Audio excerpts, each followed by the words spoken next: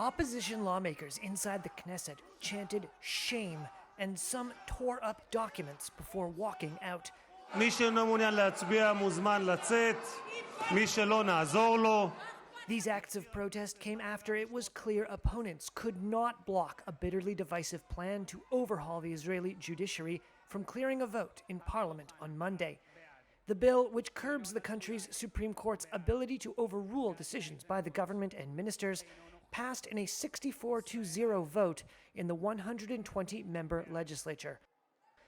When the vote was called, Prime Minister Benjamin Netanyahu answered in the affirmative. Benjamin Netanyahu. It's a political victory for his hardline religious nationalist coalition, but one that has provoked a political crisis and sparked the largest mass anti-government protests in the country's recent history.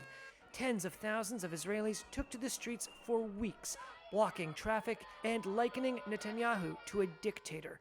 Two of the country's biggest banks said they would allow workers to demonstrate on Monday without losing pay. A forum of some 150 of Israel's largest companies went on strike, and two of the nation's largest shopping malls said stores would stay shut. Critics say the overhaul would undermine a key pillar of Israeli democracy, and the protests have prompted warnings from the army's top brass about the state's military readiness. Supporters of the move inside Netanyahu's coalition say the changes are needed to restore balance to the different branches of government. They posed for selfies and slapped one another on the back after the measure passed. U.S. President Joe Biden's administration urged the Israeli government to find a compromise, but Monday's vote comes after all such efforts seem to have failed.